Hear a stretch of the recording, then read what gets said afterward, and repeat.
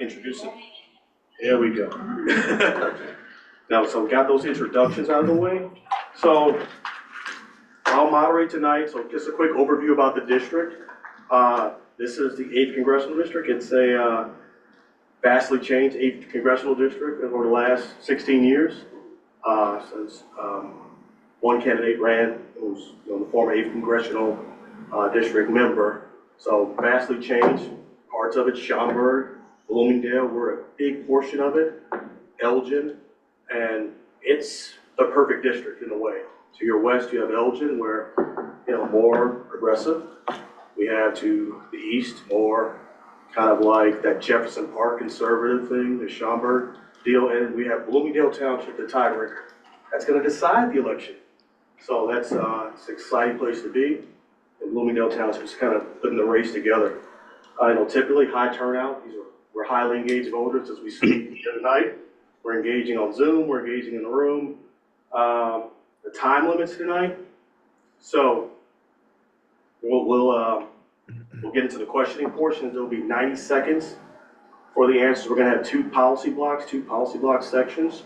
So 90-second answers, and then we'll do follow-ups. Like I'll spot something they said and kind of have them build on those points. So to get more time to really get the points out. So that's a big push for tonight. Then we move to rapid questions. We'll do a section of rapid questions where they just answer right away off the bat. Here comes Junaid. Perfect. So they sort of answer right away. And then, we get to the closing. So rapid questions, follow-ups, questions, them setting up what this race is about for 2 minutes. It will be the beginning stages of it all. And just kind of talk to get Junaid in place. All right. So this first question is pretty simple. I will do 2 minutes per candidate. I'll start in a room, I'll end up on Zoom, and I'll come back in alternating kind of fashion. From the Zoom to the room, back to the room to the Zoom. And then we'll get to a place where somebody will open, somebody will close. We'll figure all that out. I'll start probably on Zoom and then work my way to the room. So this first question is 2 minutes per candidate. This is all the opening. I'm going to help set the opening up. We're looking at, what federal issues, because I like to localize these forums to our sort of township and our DuPage County existence.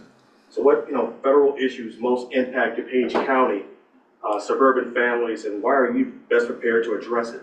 So address that in your opening. Tell us about yourself, tell us about the race, but address us in your opening, if that's possible. Neil, I will start with Neil Khot. Hi, good evening, everybody. I hope you can hear me. And thank you so much, Charlie Barnes, for putting such a great event. 21 days left and 3 weeks to the dot. By this time, I think we would have the results started to come in. But thank you so much again. The reason for me to run for US Congress seat is because this is my home. This is where my mother, this is where my son who is growing up. For me, this is personal. And for me, this is not another career move to get to the next stage. For me, this district, which has lost many companies like Ameritech, Motorola, and Sears, we want to bring those jobs back. We want to make sure global companies are welcomed here. I have seen companies from Japan, Korea, China all make 8th district our home, and I want to bring back those companies back and show them that they're welcomed here. When we have the biggest airport in the world here, we need to double down on that. We need to bring those jobs back. More importantly, the reason I'm fighting is also to ensure Social Security, Medicare, which are called as the earned benefits. These are benefits that people paid into. These are benefits that they put their hard-earned money into that should not be on the chopping blocks. We are already seeing insurance premiums go up by almost 50%. I've seen mine go up by 30%. And I want to make sure that doesn't happen and that doesn't continue to happen. Further, we have seen the chaos and the lawlessness of ICE and the MAGA mindset that's creating chaos, not just in the country, but around the world. And I think we want to make sure that we have a systematic plan to take back the House and then dismantle Trump in a systematic way so that we can show that the beacon of hope to other parts of the world, which is America. Neil, I'm going to do a hard stop. I'm going to give you exactly 2 minutes. And I guess I didn't mention at the outset, I'm gonna keep time up here, so I'm bringing it up on my YouTube to kind of keep time here. So I'm gonna stop you right about there and then get the timer up for the next person. So. All right. So, okay, Kevin, next up. Well, first and foremost, thank you for organizing today's forum. I can't see everyone in the room, but I'm sure I've met most, if not all of you before. I'm Kevin Morrison. For those of you who are unfamiliar with me, I'm a Cook County Commissioner. I made history in 2018 when I ran against the chairman of the Illinois Republican Party, flipping a district blue for the first time ever, becoming Cook County's youngest and first openly LGBT member. As a county commissioner, I created a nationally recognized one-stop shop to help aspiring entrepreneurs start new businesses. I created our county's first ever Department of Mental and Behavioral Health. I strengthened reproductive rights, and I've stood up to ICE at every single turn. I'm running for Congress in this moment because what they're doing is simply not working. We need a new generation of leadership, not a rerun of the failed tactics of the past. And we need folks who are actually going to be focused on the bread and butter issues of our residents. DuPage County is not too dissimilar to where I grew up in Elk Grove Village. I grew up in Elk Grove. I graduated from DePaul University with undergrad. I got my law degree in December of 2024, and I've been working since 2009, meeting with residents to find out what issues are most important to them and to try to find solutions. And I've been able to do that and exactly that the last 7 years as a county commissioner, representing 325,000 people in the northwest suburbs. So what makes me the most prepared? For one, I've already shown I could run against Republicans and win, but also deliver real, impactful results for our families. And what I'm hearing at the doors are the same issues we're all dealing with. We're dealing with an affordability crisis in this nation. We need to tackle these unhinged tariffs and an unhinged administration to make sure that housing, food, healthcare, and higher education are affordable to all. And those will be my priorities, to make sure that every resident in Cook, DuPage, or Kane County can live with dignity and do better in our country. 2 minutes exactly. Perfect. All right, moving on. I'll move on to Mr. Ahmed. Thank you. Thank you all for being here. Apologies, coming from last event, I ran. Luckily, I made it on time before starting, so I appreciate keeping up with me. My name is Junaid Ahmed. For those of you who don't know me, my story is similar to so many Americans. Immigrated here with my parents. For dad worked hard, a typical American story. Want to honor the sacrifice that hard work that they put in. And I started out my college education at a community college in Chicago. I transferred to DePaul University where I studied computer science. Eventually, I went back 7 years later and earned an MBA from University of Chicago Booth School of Business.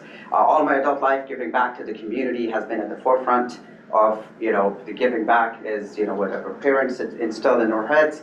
And now, what is important in DuPage County? I lived in DuPage County for about 21 years before I moved to Cook County about 5 years ago. Very much as I'm talking to a lot of people at the doors, a top issue that's common, people want to see that our democracy is protected. In 2028, there's actually an election. If this wannabe dictator says, I want to run around again, what is the Congress going to do? Affordability, the high prices that we are paying, the taxes, the tariff taxes that we're paying. How do we roll back those taxes? How are we going to fight for that? And another issue that I'm seeing very much so with young parents is the child care, the exorbitant cost of child care, Social Security that's being taxed. Why I am going to be the right guy to represent that? I am not showing up today as a candidate. I was around the block for the last 2 decades. I was on the streets protesting for single-payer healthcare. I was in the streets protesting for things that are right for the people. I've taken a public oath to not take any corporate PAC money, so I'll be that voice for the people of the DuPage County, Cook County, the entire 8th Congressional District, where I'll be voice that represents the voice of the people, not of special interests, which is unfortunately in this race is at the forefront. The special interest money that is coming into this race is ridiculous. I'm sure you've been following the news. Thank you. You're good. So moving on, Mr. Tully. Good evening, everybody. My name is Dan Tully. I'm running for Congress to stop this president's illegal power grab and to restore integrity to our government. I'm an attorney with over 8 years of experience practicing law. I'm a veteran who served in Iraq, as well as a major in the Army Reserve right now, with over 9 years in. currently in my 9th year, and I am a former federal civil servant with the U.S. Department of Commerce, where I resigned from when this administration arrived and cut my funder, USAID. And rather than help this administration advance its authoritarian agenda, I resigned in protest and came back to this area where I'm from. I grew up in Downers Grove, live now in Carroll Stream, 20 minutes from where I was born, and now I'm running with a Trump accountability plan. 10 specific steps that we can take to reassert congressional authority, to limit executive power, and to reshape the judiciary such that we can impose consequences on those who break the law, but also change the conditions in our government so that this doesn't happen again. Now, when you asked about the things that are facing the residents of this district, well, first and foremost, that manifests itself as those economic challenges, whether it's healthcare, housing, groceries, electricity bills. All those things are felt very in a real sense by the residents of this district. And yet, all the solutions that we could pursue in Congress, all the solutions that I'm proposing, all presuppose a functioning government, a government in which the legislature has a role to play in our government, and yet we see this president intent on aggregating executive power, really relegating the legislature to a sideshow,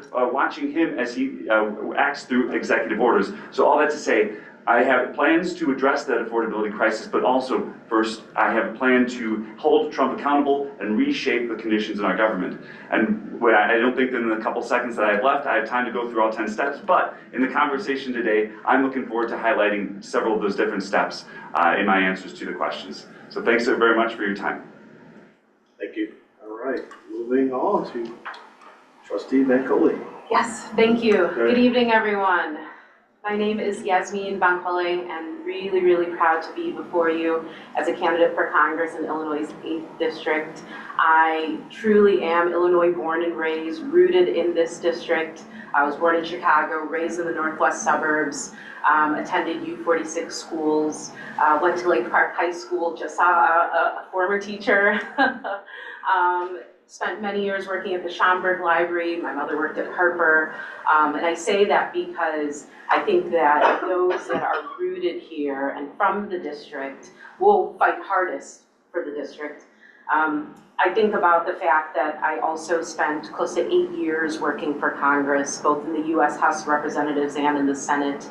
I learned a lot from our current Congressman, Raja Krishnamoorthy, and our senior senator, U.S. Senator Dick Durbin, whose endorsement I'm really proud to have. Served as his eyes and ears throughout northeastern Illinois, central Illinois, helped communicate legislation out of D.C., helped to craft some legislation as well. And I think that experience matters because we don't have time to wait with all this chaos going on. We have to be ready on day one. I also serve as a trustee in the Village of Hanover Park. A portion of Bloomingdale Township falls in Hanover Park, and so I've been serving Bloomingdale Township for the past 5 years. It has been an honor. It has been a privilege.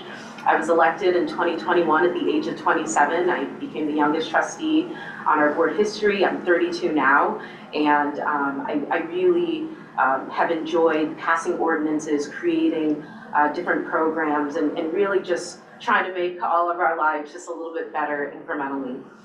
I don't know how much time I have left, but you know, the question was, you know, what's top of mind for DuPage County residents? And I think, you know, a lot of it has been covered. It really is the cost of living. You know, it's our energy bills, it's healthcare, it's food.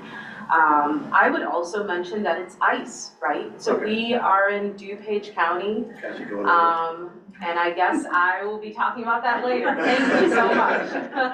We got you going over just a bit. All right, so we're gonna pause and talk about the elephant in the room in this race. I wanna get a show of hands from the candidates. How many of you think there's too much money in politics in this race? Show of hands. Okay. How many of you guys have a plan around campaign finance reform? You know, you get to Congress. Agree with it? Yeah, you know, plan around it, or, you know, agree with it. How many of you, so we agree there's too much money in politics, we agree there needs to be a plan around all this money in politics, all this dark money, right? Say, if you were to receive some of that dark money, like, would you sort of give it back? Is that something that you were seeking before maybe the dark money went somewhere else in this campaign, the elephant in the room. I don't know Like what you're your campaign taking, secret PAC money, where you guys at on that, your particular campaigns and taking PAC money? I'm happy to answer. I can't answer with a hand up or down. Yeah, you answered. Excellent. My campaign is funded in large part by people and entirely almost by individuals, including myself. I've never run for office before. I've never raised money before. So what I did when I decided to do this is sell off all assets that I had, all liquid assets, and invest all of that into my campaign. And then I also went about trying to get money from from individuals. Now there are several. If you look through my campaign committee, you'll see a couple PACs represented. You'll see labor organization. I've been endorsed by elevator constructors and gas workers, so they've contributed to the campaign. You also see With Honor. It's a veterans organization. They've contributed to the campaign. I think there's also one other PAC, which is affiliated with a representative in Congress. He represents Puerto Rico. He likes the message that I'm representing, so he invested in my campaign as well. Now, if you're talking about all the independent expenditure world, there is one PAC that's coming in for me. It's affiliated with Honor. They've put in about $100,000 for mail.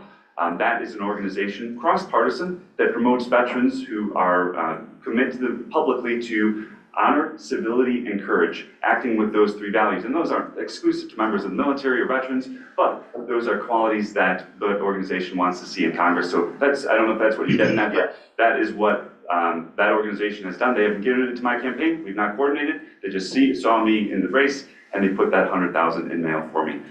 So that's where I'm at. Junaid, I mean, that's a question they've been the elephant in the room. They're getting all the mailers. Yeah. Just want to put it out there, right? Absolutely, great. And to your question and the previous one as well, I'm the only candidate here who has been endorsed by End Citizens United.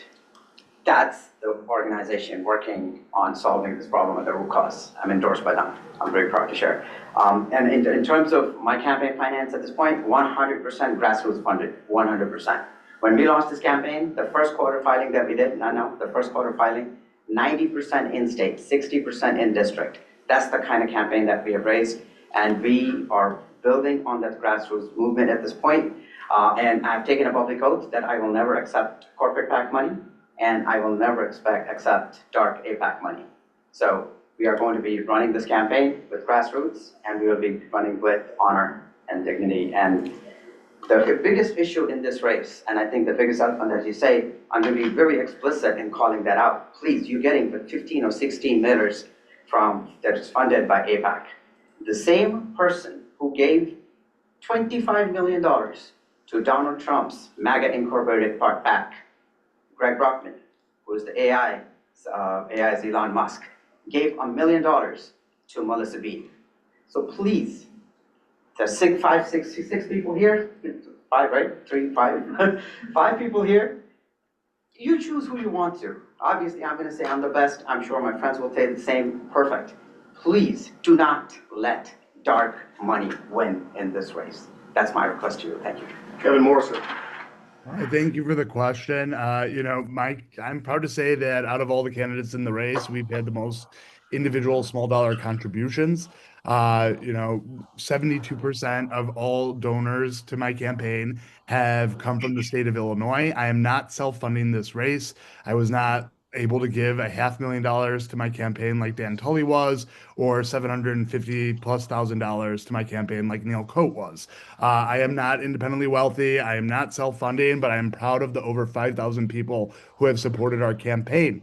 There is no super PAC backing my campaign in this moment. And you know what? We continue to punch above our weight class time and time again. I'm proud of what we are building, and what is important. You hear a lot of things that are said, like, oh, I've got a super PAC supporting me that supports veterans. It looks like the same orchestration of the super PAC supporting Dan Tully. It all comes from Republican networks. You hear Junaid Ahmed mention not taking any corporate dollars, yet almost all of his donors, especially from the very beginning, were individuals who were able to give in capacities of $2,000 and more. I have the most contributions under $500 of any candidate running in this field. And also, I am not backed by people in corporate healthcare. You know, a lot of the contributions Junaid has raised come from Advocate Health, Mercy Health, Ascension, CVS.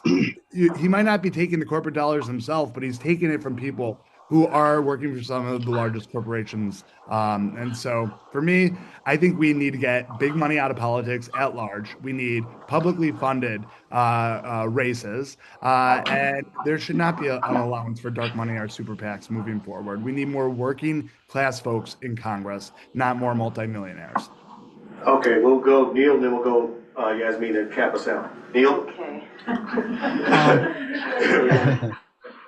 Terrell, if you look at me, I have raised money from individual donors. I have also contributed myself, where I'm putting my money where my mouth is. I'm not trying to do it just on other people's back. I'm also contributing equally to say, this is my home. This is where my son, my mother, and my other constituents are going to grow old. And for them, I want to fight. The biggest elephant in the room, as we all agree and understand, is the dark money, the MAGA Republican donors, APAC. Think big. Those are the ones that are going to destroy or disturb the entire dynamics of what we are here for. Our interest is to make sure that every hardworking family in the District 8 and around the country has a chance so that they can go above the affordability. They can afford with one paycheck or two paychecks, afford food and prescription drugs and insurance on the table. But APAC is going to take over. Melissa Beans, as we all know, is going to make sure that she represents Wall Street. She worked for Wall Street. She came to work again back for Wall Street. So we got to be very clear, very understanding. And I hope all the townships around this district tell their voters, this is what it is. Then let the voters make the choice. Again, what we're saying, from Wall Street, for Wall Street, again for Wall Street. When time came to retire, she's coming back. When time came to serve, she left. So I think that's the biggest elephant in the room. Rest, as Junaid said, all the qualified candidates are here, and they are here in the room. Okay, moving on. Okay. Okay, so if we could just take a step back. So, Edmond Citizens United was mentioned, and although my opponent received the endorsement, it is something that I believe very strongly in. We desperately need campaign reform, campaign finance reform, and it's why I'm one of the few in the race that is not accepting any corporate PAC dollars. The average contribution that I receive is about $34, and it comes from just a variety of people, working class people. Full transparency, I did give myself money. I dipped into my housing fund. I'm still not a homeowner yet, but I have savings put together that I put aside to buy a house one day. And so I'm not independently wealthy. I spent the majority of my career as a public servant, and while it's noble, it does not pay that well. And so that's, you know, the money that I put in. It's,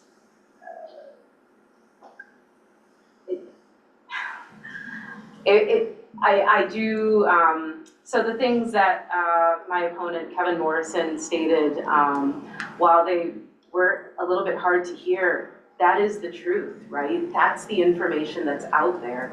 And so I do think that, you know, whoever is the next person that represents us does have, you know, moral clarity. You know, it's hard to say, you know, shake your fist and say, you know, no super PACs in this race, but then also receive 6 figures from a super PAC supporting your candidacy, right? And that's one of the reasons why I've said I'm not accepting, you know, corporate PAC dollars and things of that nature. I will, however, say that there are labor unions that have PACs, political action committees, and I am really, really proud that they have supported me in this race. One of them is the letter carriers, another one of them is IBEW Local 701. Those are the people that have endorsed my candidacy, letter carriers and electricians, everyday people. That's who I'm running this race for. That's who I will continue to run this race for, and I will pause there.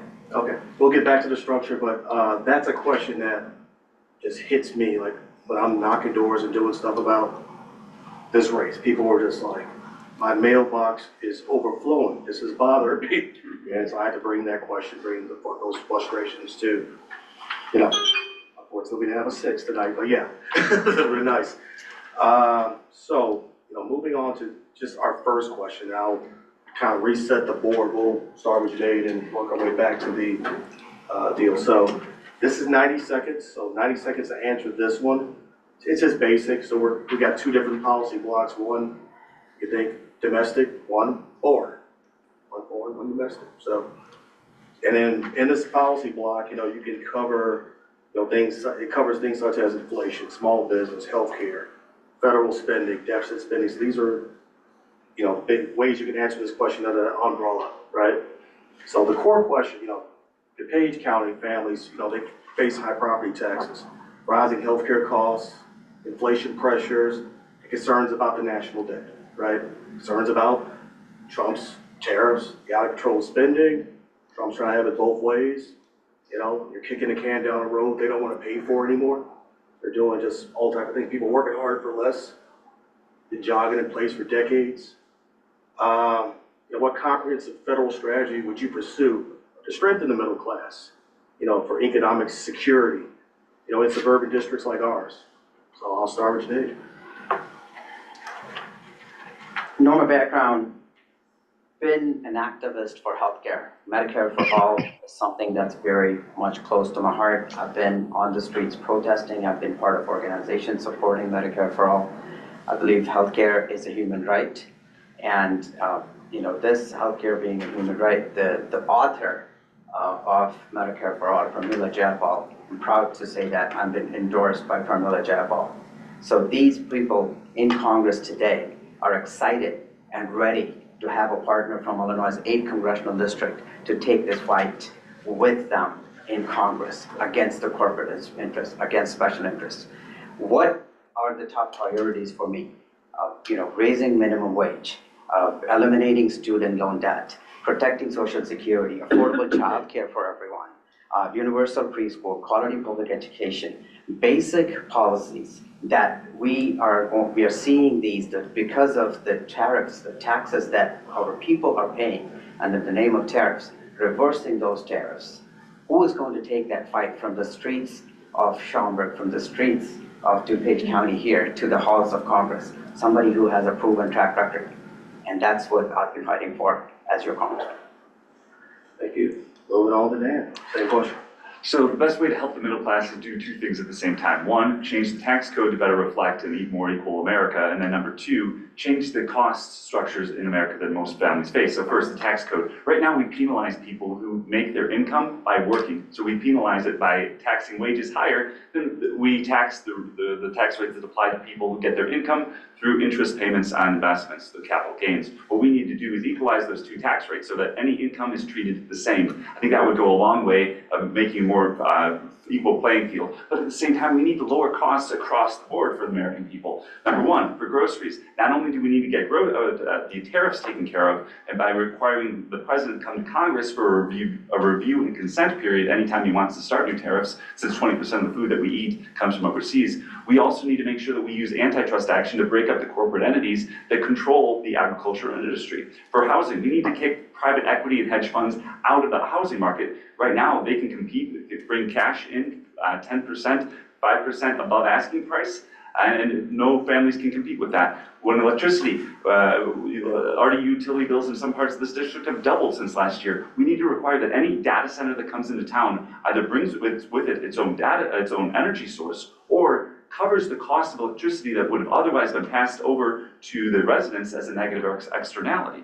When it comes to healthcare, certainly we need universal healthcare coverage. I'm also in support of having a system that provides provides healthcare coverage and consolidates negotiation power in one single responsible entity, the government. I just don't like Medicare for All's current formulation, which places extreme authority in one person, the Secretary of Health and Human Services.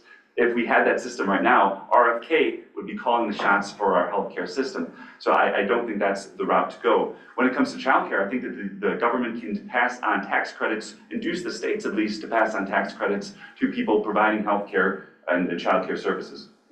Okay, moving on, Yasmeen. Yeah. And so I think there's a ton of things that you can talk about when you talk about, you know, economic security and upward mobility. You mentioned, Tarali mentioned high property tax. So I'm actually proud that, and we know that property tax is something that's overseen by municipalities and counties, but actually really proud to be on Hanover Parks Board, where we've actually been able to incrementally lower our property tax year by year from 1.75% to 1.5%, where next year we'll be at 1.25%. And that happens when you elect people who prioritize the issues that are most important to you. So it can be done. It can be done. When I think about inflation, I think about the chaotic tariffs. So we all just received really, really great news last week that the Supreme Court, stated that, Trump's tariffs have been unconstitutional. I think it's something that we all knew, but it was really good to see the Supreme Court support that. But we can't let these things continue to happen. There's a piece of legislation called the Prevent Tariffs Abuse Act of 2025. I would sponsor that legislation. When I think about taxation in this country, I think that we desperately need a progressive tax system. One example, when I think about the need, is I think about Social Security. Social Security is about to run out. It's supposed to run out in about 10 years from now. If we had a progressive tax system, we would be able to, if I can just quickly finish my sentence. If we had a progressive tax system, we have a 75-year gap right now, we would be able to cut that gap. We would be able to cut 50 years off that gap. So Social Security, right? We earned it. It's not charity. And I guess there's more to come. Yeah. No, it's this timer. So moving on to Nick, Neil. So, Cheryl, if you look at it, as a country, 250 years young, I would say, we have racked up $40 trillion in debt. How did that happen? We have leaders that have just kept on racking debt after debt. Nobody's talking about efficiencies, out-of-the-box thinking, try to reduce the spending and look at where the money is getting wasted. We all talk about just universal healthcare. We talk about raising the minimum wage. I'm not against it, but let's see what our pocketbook affords. We have $1 trillion in interest payments alone. And the more you do this, we are just going to kick, you said the right word, we are kicking the problem and the can down the road. So what we need is an independent thinking leaders that can bring sensibility to Congress, talk to them, question the status quo, not just follow what the leaders are passing on to you, because this is going to just do more of the same. If we all follow the more of the same, we rather not go to Congress, we just stay in our district. But if you want to go there and stand up and tell them, let's start cutting from 20% of healthcare cost as part of our GDP, bring it down to 10% of our GDP. That's nobody's saying those kind of questions. Nobody's saying, let's relook at our books and re-optimize. So that's what I'm worried about. We're saying more and more spending is not going to get us out of this problem. It is more about more and more efficientizing. And I've done that with many of my businesses. I've done that with many of my associations that I worked with. And that's how I bring a balanced budget and balanced common sense approach. And that's what we need, an independent thinking leader. Okay. All right, thank you. Moving on to Commissioner Morrison. Well, I'm proud to already be doing this work. I ran for the county board to fight for our small businesses. My generation feels like the American dream is out of reach and no longer exists in our nation. One of the reasons why I ran was because my grandparents were off the boat Italians who were able to live out the American dream in just their lifetime. I created a nationally recognized one-stop shop to not only help our current businesses grow, but to help aspiring entrepreneurs start new ones, which is helping grow the middle class and creating jobs in our communities, and a program I want to bring national. I also created the county's first ever Department of Mental and Behavioral Health, which is seeking to make Cook County the first county in the nation to fill every gap in the mental and behavioral health space. I think healthcare is a human right, and I would support any pathway to universal healthcare coverage. We're the only major industrialized nation that does not guarantee access to affordable healthcare and higher education. That needs to change. I'm endorsed by the Illinois Federation of Teachers, which I'm incredibly proud of. In this nation, we do not guarantee high quality public education to our residents across this nation. I think that's the biggest opportunity gap that we face as a nation. We're not investing in our youth. So I would tackle all the major issues that our families are dealing with. And that means more federal investment. Our federal government can give more money to public schools, which here in Illinois would give our families the biggest property tax reduction ever. And I'll end with just saying, I'm proud to be endorsed by Congresswoman Jan Schakowsky, a progressive leader in the fight here in Illinois for so many years. And she endorsed me saying that we need experienced leaders who could broker deals and get things done. And I'm proud that she said that in her endorsement of me. Thank you. Oh, okay, Kevin, I'm gonna pick up right on something you said. You were saying we're not investing in our youth. Give me 45 seconds on maybe ideas around that. And then I'm gonna go to Neil, then I'm gonna go to Yasmeen about something I heard there. So you mentioned we're not investing in our youth. Could you expound on that? Yeah, of course. And thank you for that. So the Supreme Court said that under our Constitution, there is no right to public education, but through government action, we've created a basic right to a basic public education. For one, I think that's ridiculous. And that's why, depending on your zip code or the economic brackets of your communities, depends on what kind of quality public education your kid will receive. I think that is a failure in our nation. It does not allow individuals to get the resources necessary for them to be able to move up, especially if they come from a lower income household. We also do not put enough resources towards childcare. It could be like another mortgage or rent payment if you choose to grow your family. Oftentimes we're, I know I'm running out of time, but forcing folks to choose between growing their family or seeking a higher education. Great.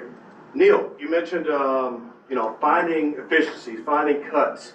Not all debt is bad debt. So where would you see the efficiencies? Where would you see the cuts in this budget? The federal government, what would you cut?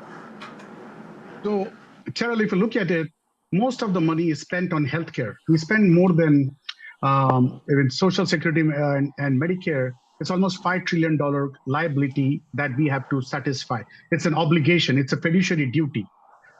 Then when you see the cost of an aspirin that cost us here would be almost close to $1, $10. And around the world, we see it's 10 cents and 5 cents.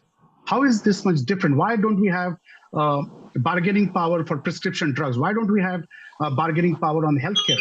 Why do we lock ourselves when that comes to bargain and try to get the best prices in the world?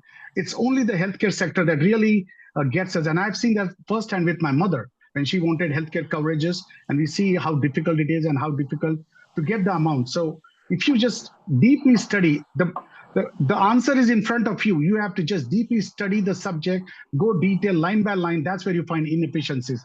How do we spend 20% of the GDP and the other countries can spend 8%, and we are still 35th or 36th worst healthcare in the world for our citizens? And I'm worried about that such a spending and getting the lowest of the healthcare, we need to ask ourselves a question. And I think that's where we start redefining waste, fraud, and abuse. And I think once we attack that, I think we can really make progress health-wise and money-wise for our citizens. Okay, great. Yasmeen, you were mentioning, about, I think I brought up property tax. I was kind of reading this off, and you were talking about some of the things that, you've done on your board at the local level, Hanover Park. I want you to maybe expand on some of that, how that connects to some of these federal issues. Yeah. How much time are we given? I'll give you 45, give me a minute. Okay. Okay, so before I answer that, I do just, I was cut off on the Social Security question, so if I could very briefly finish that. Again, Social Security is something that we have all paid into. It's not charity, we have earned it. I think it desperately needs reform. It needs more money. I also think about the fact that I was really, really proud to spend almost 2 years of my life behind the scenes working on the Social Security Fairness Act that did pass at the end of 2024. What that did is it addressed the WEP windfall, and it boosted monthly payments for our public service employees, so firefighters, police officers, letter carriers, teachers. And so when I think about economic security, I think about the funds that are rightfully ours. You mentioned investing in our youth. We know that the #1 cause of death for our youth is gun violence. It is insane in this country. We saw the largest piece of bipartisan legislation pass a couple of years ago. We've then seen this administration claw back, the Office of Gun Violence Prevention, claw back those dollars. We need an investment in combating this issue that no other developed nation seems to have. A couple of years ago, after the Highland Park mass shooting, which is something I did as a trustee, I introduced an ordinance that would ban the sales of assault weapons in Hanover Park, and I did it for a couple of reasons. Many people don't know this, but when that horrific mass shooting occurred, there was a news station that actually confused Highland Park with Hanover Park. And so we had someone reach out to our mayor and say, we've heard about the mass shooting, are you guys okay? And we go, what mass shooting? And so it was a really horrible day, but the ordinance initially had support. The Illinois Rifle State Association found out about it, ended up killing my ordinance. But I will still advocate for combating gun violence. It's something so important. Last but not least, another thing where we look at the intersection between the federal and local government, ICE. I talked about ICE in my opening statements. I want to bring that up again because we are in DuPage County and we know that the Latino population has increased exponentially, right? Our oh my gosh, what is it called? Every 10 years. Census. Thank you. Thank you. Our census showed that. In this area, right, Hanover Township is right next door. Hanover Township has the second highest concentration of immigrants in the state of Illinois, second only to Cicero Township, right? So we have seen ICE, we've seen the lawlessness, we have seen the abuse in the streets, and I think it's gross.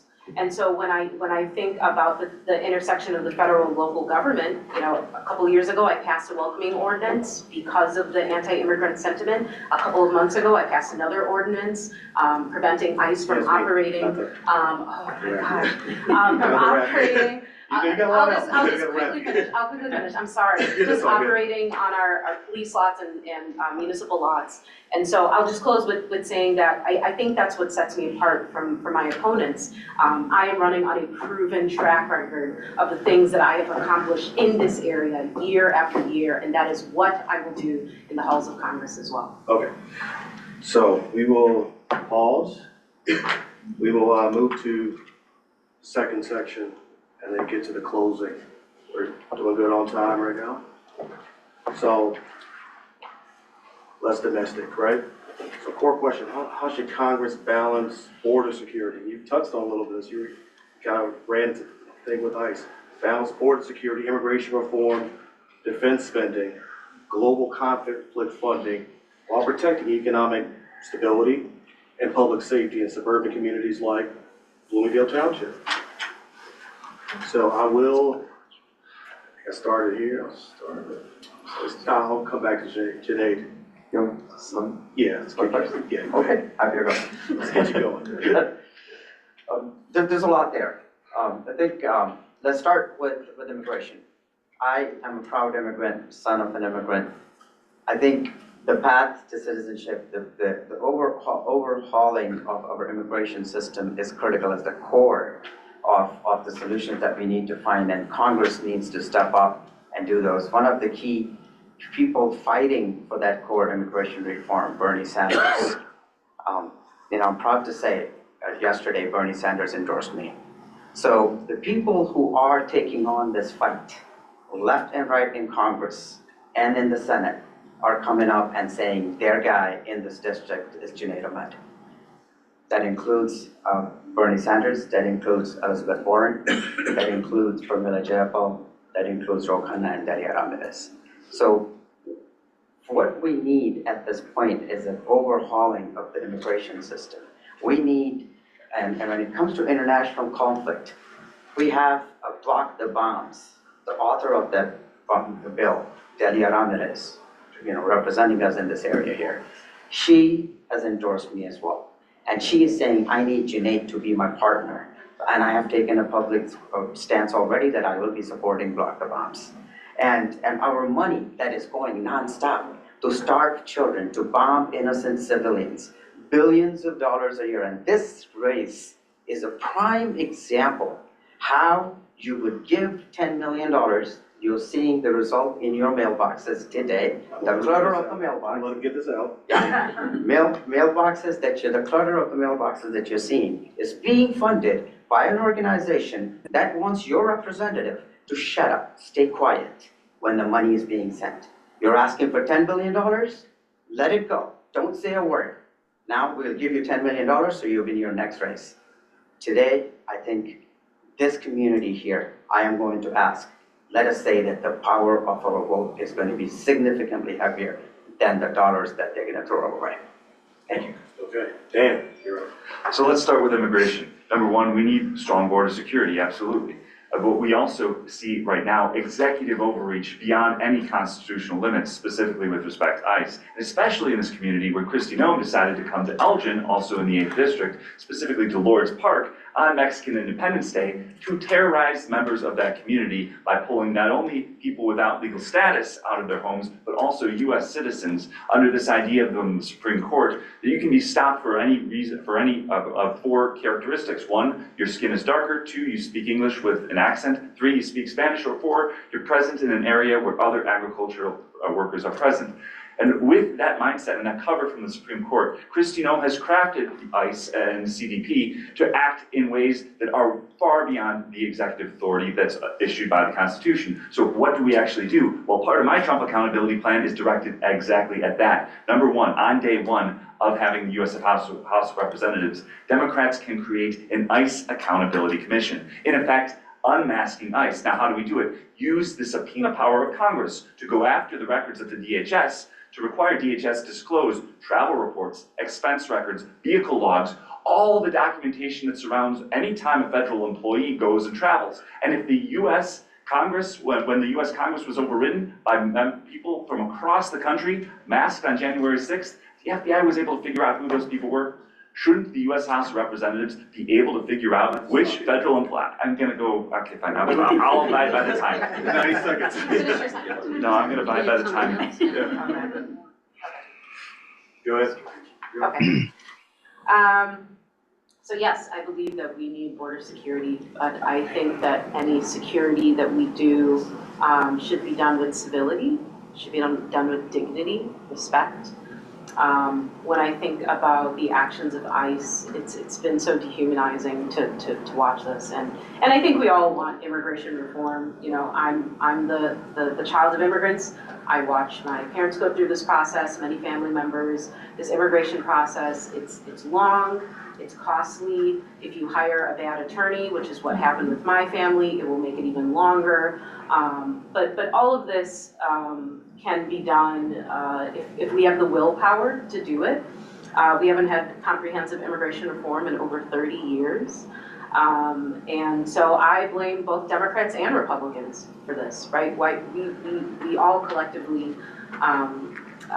played a role in this mess. And so when I think about immigration reform, I think about the DREAM Act.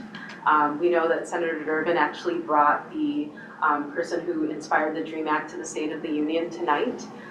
He introduced it 25 years ago. We know that aspects of the DREAM Act were then implemented. Portions of the DREAM Act were then taken, and then during the Obama administration, that's how DACA was created. So the DREAM Act provided the blueprint for DACA. And so when I think about Senator Durbin's work, it's the legacy that I want to continue. I'm all for new ideas and things that we can implement. I really. No. Stop you there. Nice. Okay. Let's stop you. The time. I wish we knew like how long we were. No, I mean, I got the time right. Yeah. So, moving on to Neil. Cheryl, I'm a first generation immigrant. I came the legal way. And I believe that what we need to have is a proper border security, but for allowing legal immigration is very important. I mean, America as a country is a beacon of hope. People all around the world want to come to this country. Why? Because of freedom of religion, freedom of hope, freedom of way to practice your cultures, right? So people, and we have given asylums to people all around the world. We have given asylums, and this has been going on not now, but for 2 centuries or more. We have been a country of assimilation, a melting pot. That is what makes America the great, and not just stopping anybody at the border because the color doesn't match, right?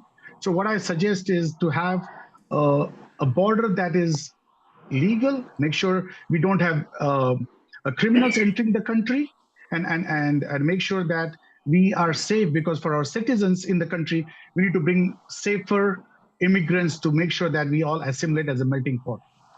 Further, a path to citizenship is very important. Keeping them undocumented, keeping them in a non-citizen status where they're getting exploited by different people because they're undocumented is not fair. It's human right violation, and that needs to be attacked and tackled for immigration reform. So that's very important on my agenda, that immigrants are treated fairly, they come legally, we don't want criminals in the country, and we want to make sure that America is welcoming and beacon of hope for everybody to come in. I'll stop you there. Thank you. Pick it up, Commissioner Morrison. Well, thank you for the question. I actually studied immigration law while I was in law school, and we have not seen fundamental immigration reform in this nation for 50 years, and that is a travesty for us all. Of course, we do need border security, but the rapists and people who traffic in children or narcotics are exactly not the people who this administration is targeting with ICE enforcement actions. It is unacceptable what we've witnessed time and time again, and I am the only candidate running who has had a proven track record on pushing back at ICE on this moment. You know, in the very beginning of these raids, I passed a resolution of Cook County support for due process and habeas corpus rights, which is embarrassing since those are protected in our U.S. Constitution. We called for the unmasking, the forced identification, the use of body-worn camera of ICE agents. I just sponsored a resolution calling for no additional funding to the organization. I would support the abolishment of ICE, of Trump's ICE, and that means putting those 60,000 new hires that have been hired since these raids begin on leave, investigating their backgrounds, making sure no Jan 6ers are part of those force. But additionally, separate from ICE, we need pathways to ensure individuals who are abiding by our laws are able to get legal status. Right now, if you file for asylum, it could be 2 years before you get a court case in this nation. That is ridiculous, and that's why we need comprehensive immigration reform in our country. I'll stop you right there. And then I will pick up on that. You mentioned something about abolishing ICE, and I will go to next. And let's add some more time on this one, this particular question, because I think we need to go more in depth on this one. So abolish ICE, and that's been a big thing in all these campaigns. I'm going to go to Yasmeen on this and skip back and forth. What does that look like? Abolish ICE, Trustee? Yeah, so I think that the abolish ICE movement is something that has been around for quite some time. Some people have said abolish ICE, some people have said abolish today's ICE, some people have even said abolish the DHS.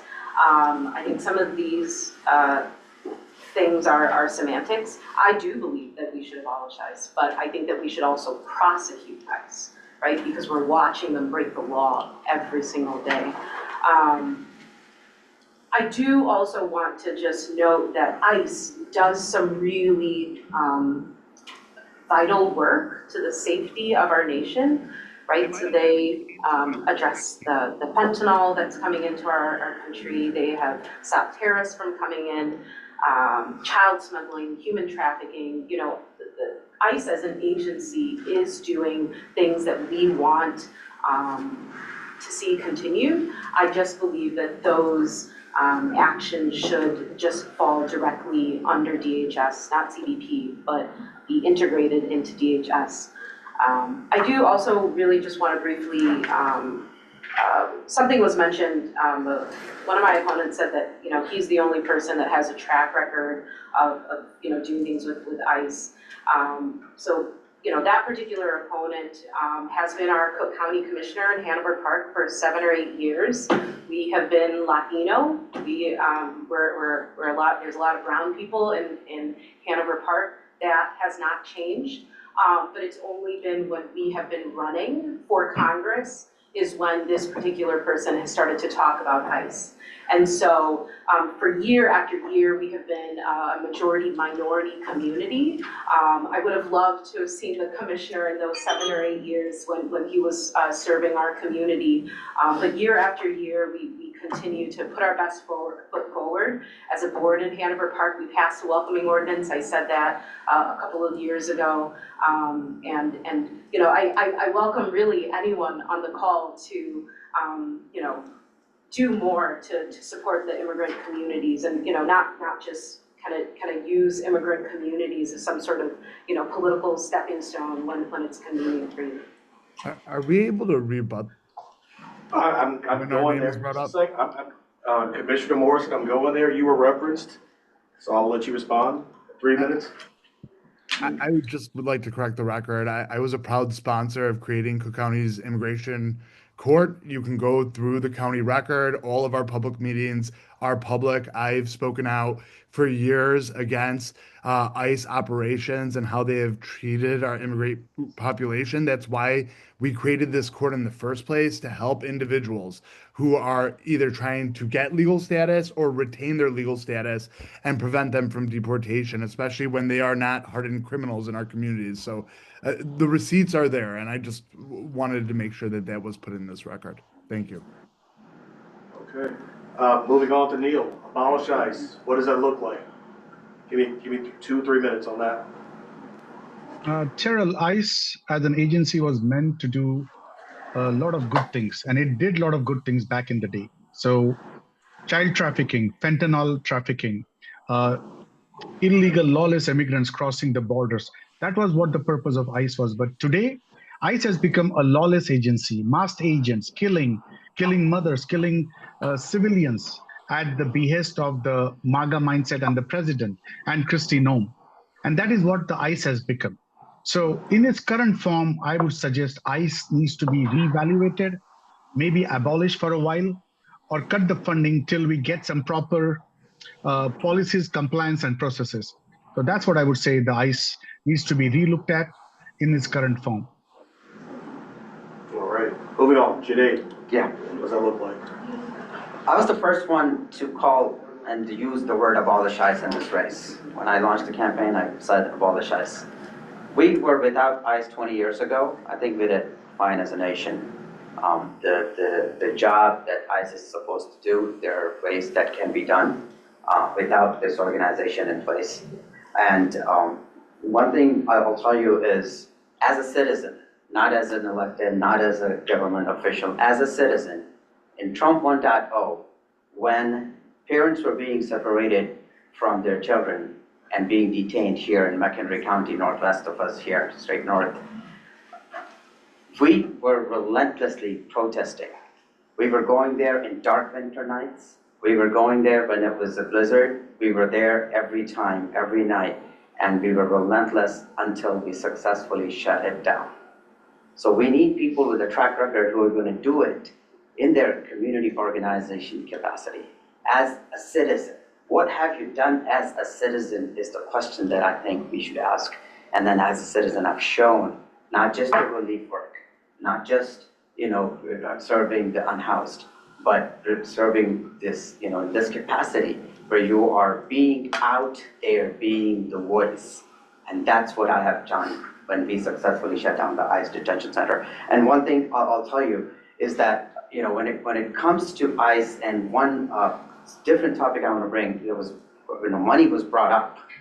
And these are these activists who we were protesting shoulder to shoulder. When I said 60% of the money came from the district and when we launched the campaign within the first 3 months, that was these organizers. These were these people who we were out on the streets together.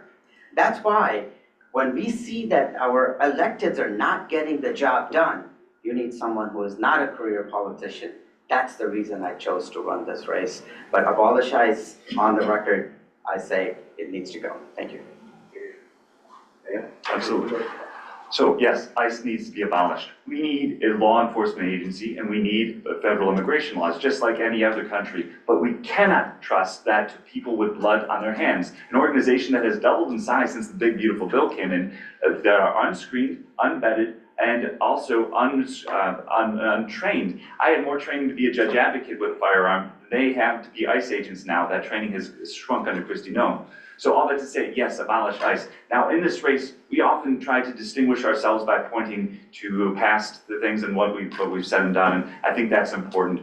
But one thing I would challenge you to look at when you're hearing from the candidates is not just the diagnosis of the problem that we're facing, but also the solution. And I think I stand out in that way. Specifically, I have steps that we can take in this Trump accountability plan to actually do something about the problem that we're all seeing. To get back to my ICE Accountability Commission, not only do we find out which federal employees are at each ICE incident, we can pursue political and criminal accountability at the same time through this committee, specifically political accountability with the House of Representatives.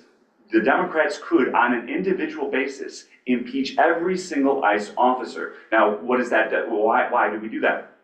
There's language in the Constitution that I'm arguing allows for the impeachment of every federal civil servant in the executive branch. That includes ICE from the top to the bottom. And if that ICE agent was involved in some type of ICE abuse incident, they are eligible for that impeachment. Now, what does that do? Even if they're not convicted in the Senate, that creates a ban on all federal employment in the future. So that person will not be able to be a federal law enforcement agent ever again. But also at the same time, we can create this body of casework available to the DOJ. When we take back the DOJ in 2029, we can have cases ready to slide over to, they will be politically independent. We can't tell them what to do. At least we're going to return to that model where the president doesn't tell the DOJ what to do. But we will have the cases ready to go, ready to be investigated, ready to be prosecuted. That's going to avoid what happened with Merrick Garland, where it took him 2 to 3 years to decide, is there anything there? Should we investigate? Should we not? We're going to actually do the groundwork, have it be ready to go. At the same time, what Congress can do is puncture both sovereign and qualified immunity for ICE agents. Right now, ICE agents enjoy this level of anonymity when they go and do their ICE abuses, but also when Steve Bannon threatens to put them in polling places around the country,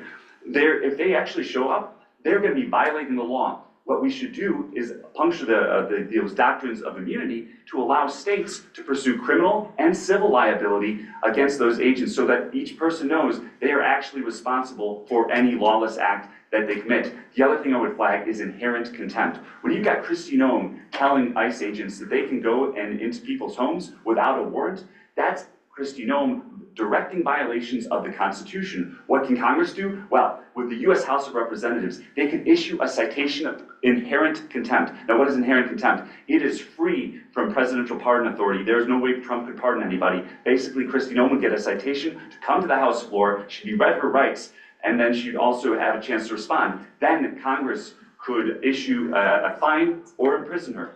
With that, with the intent of stop. Am I at time or not? No, you can go. Yeah. Okay, the timer cut me off. But Cut you off. Next section, we got you. am I at the timer or am I not? Let's get the last couple of them. All I'd say, inherent contempt is a way that we could actually incarcerate cabinet members that violate the law. Now, people laugh when I say it, and we've never seen that before. It hasn't been since the 1920s. But in a moment when the executive power is beyond the apex ever envisioned in the Constitution, shouldn't the Congress use all constitutional available to it to push back? I think so. All right, so before we get to the closing, I want to do something. I'll pick up right where you're at. You guys got to know each other. Everybody on this panel, and we're missing one person, but everybody on this panel has got to know each other. Is there a lingering question you may have for one of the members on this panel that you will seek maybe a 1-minute answer to? I'm not going to do that. You want to pass on yours? Unless somebody attacks me, I'm not going to try to attack anybody. I think everybody's got good intentions up here. Okay. I'll say the same. I will pass. You'll pass? I guess I'm not quite sure what the question is. Meaning, do you have something you like cleared up? Like, you and Kevin were unsure about that one particular issue?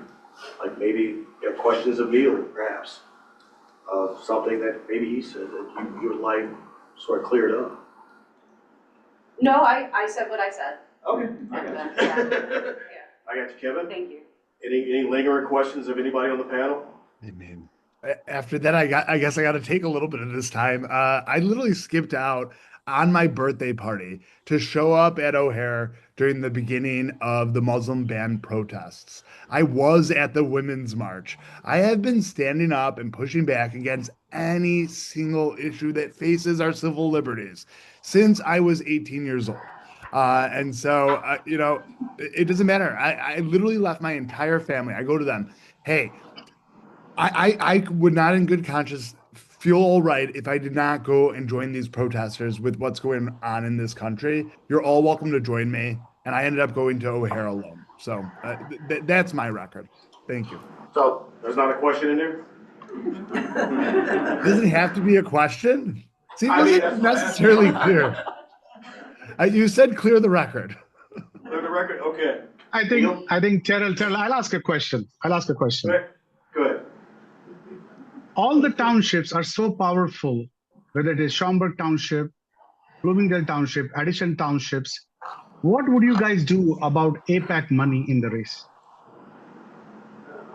They have an outsized set of power. Like, we are just a township. So the APAC is APAC, and they've been a fact of life for many years, right? So, what we do is we talk to neighbors and try to clear up misinformation. When a candidate's attacked that we know, we say that's not who they are. It's like, we know Yasmeen, we know Junaid, we know Dan, we know all of you. So from a township standpoint, it's a lot simpler than most people make out. Powerful, no, we're just a bunch of people that are knocking doors, pretty much.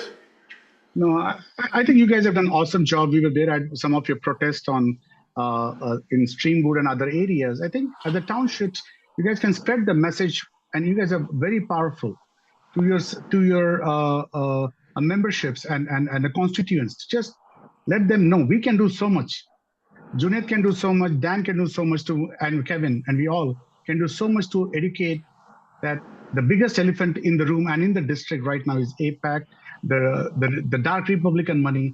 If you and all other townships just talk to each other and say, listen, pick any one of these, but listen, this is what we are at stake. Because my worry and my concern is my constituents of the 8th district. We want a leader that takes care of them, not takes care of Wall Street, does not take care of the APAC agenda with no strings attached. That's what I wanted to just share with you. You've been an awesome host. You've got such a great team, and I think your voice matters a lot. Thank you. And I'll have you close right there. Give you 2 minutes to close, and we'll get to the closings, since you kind of queued it up. I almost said half of my thing. I think I'm very proud to represent my district. If given a chance, when I go to Washington, D.C., I'll fight for all the seniors, for all the mothers and the children, so that they have healthcare coverage, they have Social Security, which is an earned benefit. Also, we want to make sure that healthcare is accessible in the richest country of the world, so that nobody has to file for bankruptcy because of healthcare bills. Equally, we want to make sure that the American dream is achievable, because the Gen Zs have lost hope. And I want to make sure for them, we work hard to bring the American dream back to them, not education costing us $250,000, or not groceries and day-to-day prescriptions are out of reach. 2 paychecks are not enough. That's why I want to go fight. And I'm about to fight for my district, for my hardworking families. That's what I want to run for Congress, and that's what I'm here for. This is my home. This is where I want to make sure that our people and the jobs that we have lost and the companies that have gone, we bring them back. We make sure the pocketbooks are full. We make sure that everybody has a dignity of jobs, and the next generation of upskill training, even for seniors and the youngsters, both need upskill training in today's day and age. Whether we are going to produce the next generation of solar panels, humanoids, EV chargers, or EV infrastructure, our district needs to be ready, because we are the home to the first cell phone company in the world, that is Motorola, and we can redo it again. Thank you so much. And please connect and vote kneelforcongress.com. Would love to earn your support and vote. Thank you. Great. I'll have you land right there on Commissioner Morrison. Thank you. And you said 2 minutes? 2 minutes, yeah. I appreciate it. First and foremost, I want to thank everyone for tuning in or showing up today to pay attention to today's forum. Right now we need fighters in Congress and we need a new generation of leadership. I'm 36 years old. I am not a career politician. I'm a two-term commissioner from Elk Grove Village who grew up here in the 8th. And I think also that is crucially important. We need people who are going to be invested in the communities that they grew up in. And that's what I have been literally putting all my efforts into since I was 18 years old. And so what is just crazy is how we are seeing our Constitution ripped to shreds by this unhinged administration. I have a track record of getting really big things done, and I cannot wait to get the powers that have been stolen by this administration and return them back to the U.S. House. Now, another thing that sets me apart from most of the candidates in this race, my track record is not only electing great candidates here locally and in the collar counties, I've helped elect people nationally. And once you get me through the finish line on March 17th, my dedication is to make sure that we get great candidates through their primaries, and then in every swing district, I'll be stumping around this nation, making sure we win back the House. I am only in this type of work, not because I want to line my own pockets, not for fame or fortune. I am in this work because all I care about is using every ounce of my energy to help other people do better. Often at the own impact of my own physical health. The fact that I am so high energy today is a testament. 9.5 months into this campaign, we've earned over 190 endorsements. I cannot wait to get the opportunity to fix Congress, and I would be humbled to earn everyone's support. My website's kevinmorrisonforcongress.com. If you have questions or want follow-ups, reach out to me, follow our pages, but let's make sure that we are doing everything in our capacity to vote for any one of these candidates but Melissa Bean. All right, we'll land right there. We'll pick it up with Trustee Bankole to give her 2 minutes. All right, Trustee Bankole, take us out. We didn't agree on the other thing, but I do agree with Kevin on that. We all do. Yeah, we all do. So if I may, my opponent Dan just mentioned before that sometimes we talk about issues, but we don't talk about solutions. And I did just want to briefly just talk about solutions very, very quickly. When we look at ICE, I think plans are so great and fresh ideas are always good, but I also don't believe that as a freshman member of Congress, I would be able to completely reinvent the wheel. And so what we can do now is we can arrest now. We don't need to create a plan for that. We can prosecute now. We can beef up our US court system, which seems to be the only checks and balance that's working now. We don't have to wait a couple of years to do that. We have the ability, we should be doing that yesterday. When I think about the impeachment trials that we went through, I'm the only person here that worked on the impeachment trials. The first one in 2019, the second one in 2021. I'm ready for the third one as well. But when I think about the impeachment trials, that took years. I mean, committee hearings and plannings and things of that nature, I just don't think we have the time to wait. We can use the tools that we have now to hold people accountable, to see some justice, right? To restore some truth to our government. I'm running for Congress because I also believe that it's not time for the next generation of leaders to lead, but I believe that experience is important. I think we need people who will fight for us but know how to fight for us. I think we need people who are not trying to be leaders of the Democratic Party right now. We need leaders who want to lead the opposition party for the next 3 years, because we could spend the next 2 hours talking about great legislation, the ideas that we have, the things that we all want, but none of that will happen under this administration. We have to stop this administration. We have to stop these cabinet members that have thrown the Constitution out the window. Congress has the power of the purse. we can claw back our votes and say, you know, we are going to withhold votes on certain pieces of legislation. We're not going to fund lawlessness into 2027. I just really think that we need a paradigm shift when we look at the next 3 years, because it just seems like Democrats do not have a plan.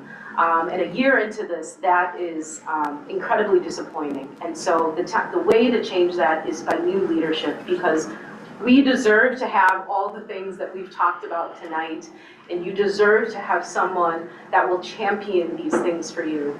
I've talked about my record, I've talked about the work that I've done, I've talked about the fact that I'm endorsed by everyday people, I've talked about the fact that, you know, I believe I have the energy for this, the experience of this, but I have been so rooted in this community. I have stayed here, and I will stay here, no matter win or lose.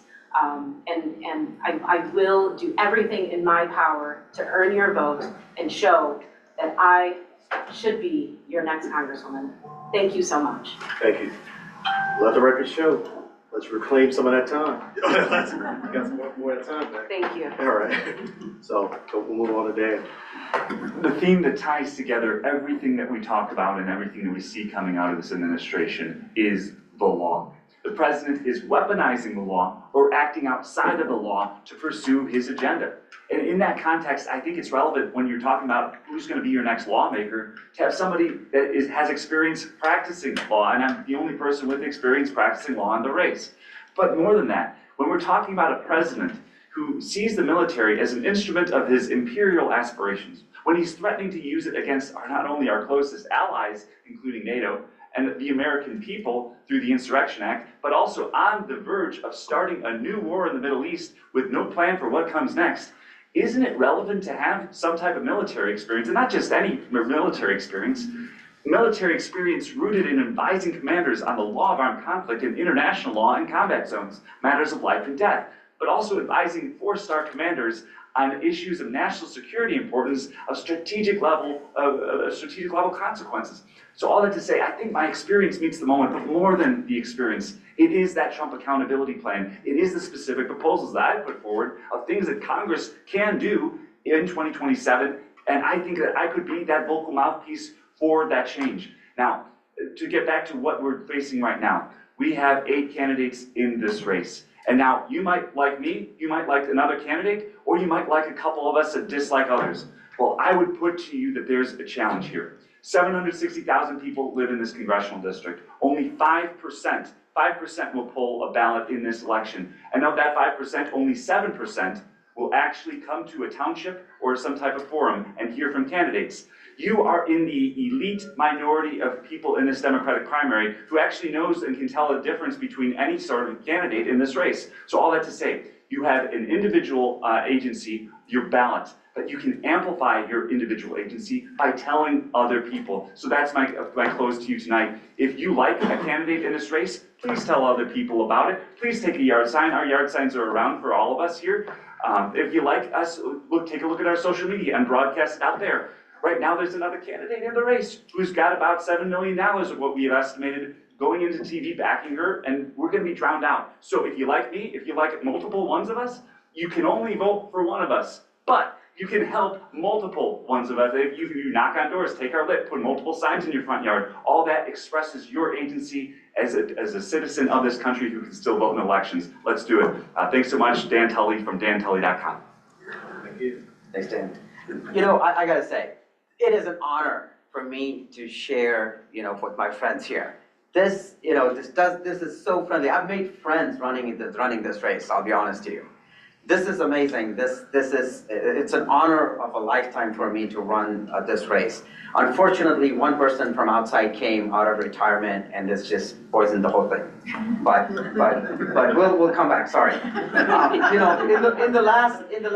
Because see, when you take $1 million from a Trump donor, AI billionaire, when you take unlimited money from AIPAC, I mean, I don't know what other words to use. But all right, back to my closing statement. That was also part of the closing, by the way. In the last few months, I've knocked, I don't know how many hundreds of doors, talked to so many people. One consistent, there's many, But one of the top that came was, we want a fighter in DC. That's the consistent message that I've received. And another thing is, this is not left versus right. This has really become top versus bottom, billionaires versus the rest of us. This fight is not just against the MAGAcrats. This fight is against an entire political system that has failed us and sold the entire working class to the billionaires. That's what this fight is about. I am not a career politician. I am running this race, I'm the only candidate. When I say I'm a fighter, all I invite you to do is look back to 2022. People called me, have you lost your mind to take on that race? If you remember, I ran for Congress in 2022 against multi-million dollars. People told me, have you lost your mind? But when I believe in something, I will stand up and I'll take that fight. And that's who I am. And once the fight is over, shook hands, supported whoever was the winner, and still support what is right for the party. That's who I am. I'll take on a fight, but I will support when the work needs to be done together. And that's where because of that background, I will repeat my endorsements one more time here. Senator Bernie Sanders, Senator Elizabeth Warren, Congresswoman Delia Ramirez, Congresswoman Pramila Jayapal, Congressman Ro Khanna, State Senator and State Central Committee woman who represents DPI from the Illinois 8th Congressional District, Christina Castro, to name just a few. That's the support that I've built. People in DC are saying, we cannot wait for you to come take on this fight. Again, I have a lot of friends. I will respect, any decision that's made. Whoever wins, I will support that person. But to be very honest, the ground reality is, if there's one person who can beat Melissa B, that's me. I've sorted out the resources. We are putting up a fight. We are in the top 2 at this point. We can win this race once we coalesce around the one good candidate. And again, I will conclude with this. It is my honor to share this room here with all of you and my friends here and online. Thank you so much for the giving. I think this is our last forum, so I want to conclude with that. I love you all. This is beautiful. Thank you so much. This has been an amazing race. So go ahead and give them all a hand. Come on. Thank you for coming out. We didn't get a 6 tonight, but we had a great forum. We had a great forum. Thank you all for coming out. We're up to had a good discussion here. Trying to keep it formatted in a way to get to the big issues. It hurt me to have to cut, my friends off, but I wanted to really get everything in there. So thank you, Terrell. You ran it off. Thank you. Thank you for hosting. Around, grab some yard signs and do a little networking, and we're gonna get out of here by 9 o'clock. So I will turn off the live. All right. Good job, Cheryl. Thank you. Thank you.